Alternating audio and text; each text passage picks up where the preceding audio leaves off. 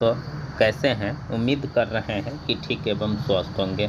दोस्तों, आज मैं आप लोगों को संस्कृत का 30 ऑब्जेक्टिव क्वेश्चन बताने वाला हूं और ये खास चैप्टर है और उस चैप्टर का नाम है अलस कथा। दोस्तों, अगर ये ऑब्जेक्टिव क्वेश्चन आप याद कर लेते हैं तो अलस कथा से जितने भी टाइप के क्वेश्चन पूछे जाएंगे आपका सारा के सारा कंप्लीट हो जाएगा और आपको बढ़िया नंबर आएगा। इसीलिए दोस्तों वीडियो को ज़रूर पूरा देखिएगा और वीडियो में बने रहिएगा। एक एक करके फटाफट सारे क्वेश्चन देख लेते हैं। देखिए, पहला क्वेश्चन है कि अलसशाला में आग क्यों लगाई गई?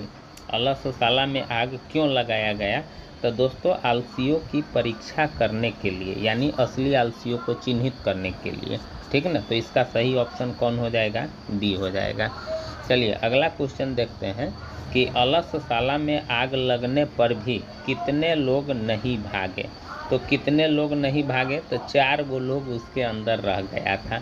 इसका सही ऑप्शन सी हो जाएगा। ठीक ना? चलिए अगला क्वेश्चन देखते हैं कि संसार में बच्चों का रक्षक कौन है? ठीक ना? संसार में बच्चों का रक्षक कौन है? तो संसार में बच्चों का रक्षक माता है। ठीक ना? ये ऑप्शन आपका सही होगा क्योंकि स्टार्टिंग में माता के पास ही वो रहता है। ठीक है, चलिए अगला क्वेश्चन देखते हैं कि बनावटी आलस्य दिखाकर कौन भोजन ग्रहण करते थे? तो बनावटी आलस्य दिखाकर धूर्त लोग यानी चालाक लोग भोजन को ग्रहण कर रहे थे। सी ऑप्शन आपका सही होगा। अगला क्वेश्चन है कि स्थिति सौकर्य मूला ही ... के न धावंती जंतवः। यह उक्ति किस पाठ से संकलित है? तो यह अलस कथा पाठ से संकलित है। ये ऑप्शन आपका सही होगा। चलिए अगला क्वेश्चन देखते हैं कि चारों आलसियों को कैसे बाहर किया गया? तो चारों आलसियों को केस पकड़ करके बाहर किया गया। सी ऑप्शन आपका सही होगा। अगला है कि नीतिकार आलस्य को क्या मानते हैं? तो नीतिकार आलस्य को शत्रु मानते हैं। ठीक ना? बी ऑप्शन यानी दुश्मन मानते हैं। चलिए अगला है वीरेश्वर कैसा था? ठीक ना? वीरेश्वर कैसा था? तो वो ईमानदार, भ्रष्ट, ईमानदार तो था ही, भ्रष्ट लेकिन नहीं था, यानी दानशील, दयालु जिसको बोलते हैं। ठीक ना दोस्तों? इसका सही जो ऑप्शन होगा वह सी हो जाएगा। चलिए 9वां क्वेश्चन देखते हैं कि वास्तविक आलसियों की संख्या कितनी थी? तो वास्तविक आलसियों की संख्या 4 थी। सी ऑप्शन सही है। देखिए यहाँ भी 4 था और यहाँ भी 4 है। यहाँ क्वेश्चन पूछने का तरीका देखिए कि आग लगने पर भी कितने लोग नहीं भागे, और यहाँ देखिए कि वास्तविक आलसियों की संख्या कितनी थी। दोनों क्वेश्चन सेम है और ऑप्शन भी सेम है, लेकिन पूछने का तरीका अलग अलग है। ठीक ना? चलिए अब 10वां क्वेश्चन देखते हैं कि सबसे बड़ा शत्रु कौन है? तो सबसे बड़ा शत्रु दोस्तों आलस्य है। बी ऑप्शन सही है। ठीक है, घुमा घुमा करके आपसे पूछेगा दोस्तों, घबराइएगा नहीं। आगे है पति रेव गति ... वाला नाम जननी गति रिक्त स्थान में कौन सा पद होगा? कौन सा पद होगा? तो दोस्तों स्त्री नाम, यानी सी ऑप्शन आपका सही होगा। चलिए अगला क्वेश्चन है कि को अपि तथा धार्मिको नास्ति ... कटैर्वासमान प्रादिनोति किसने कहा? तो किसने कहा दोस्तों? तो तीसरा आदमी ने कहा। सी ऑप्शन आपका सही होगा। ठीक ना? चलिए यानी कोई ऐसा आदमी नहीं है जो धर्म को, धार्मिक ऐसा कोई आदमी नहीं है, इसका मतलब ये संस्कृत में हुआ। अगला है कि अलसशाला में किसने आग लगाई? अलसशाला में आग किसने लगाई? तो अलसशाला में अलसशाला के कर्मचारियों ने आग लगाई। सी ऑप्शन आपका सही होगा। अगला क्वेश्चन है कि अलस कथा पाठ में अहो कथमयम कोलाहा किसकी उक्ति है? तो किसकी उक्ति है दोस्तों? पहला आलसी का। ए ऑप्शन आपका सही होगा। उसके बाद अगला क्वेश्चन देखते हैं कि मैथिली भाषा के कवि कौन है? तो मैथिली भाषा के कवि विद्यापति है। बी ऑप्शन आपका सही होगा। चलिए अगला देखते हैं कि अलसशाला में आग कब लगाई गई? तो अलसशाला में जब सब सो रहे थे, यानी सी ऑप्शन आपका सही होगा। अगला है अलस कथा पाठ किस ग्रंथ से संकलित है? तो पुरुष परीक्षा से संकलित है। सी ऑप्शन आपका सही होगा।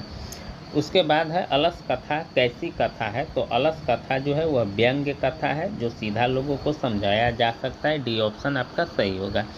अगला है 19 में कि तर्कयते यदस्मिन् गृहे अग्निर्लग्नो अस्ति किस आलसी की उक्ति है। तो किस आलसी की उक्ति है? द्वितीय आलसी की उक्ति है। बी ऑप्शन आपका सही होगा। चलिए अगला क्वेश्चन देखते हैं कि मिथिला में वीरेश्वर कौन थे। तो मिथिला में जो वीरेश्वर थे वह दोस्तों मंत्री थे। ए ऑप्शन आपका सही होगा। ठीक है, चलिए अगला क्वेश्चन देखते हैं कि घर में लगी आग को देखकर कौन लोग पलायमान हो गए। तो कौन लोग पलायमान हो गए? धूर्ता लोग, यानी डी ऑप्शन आपका सही होगा।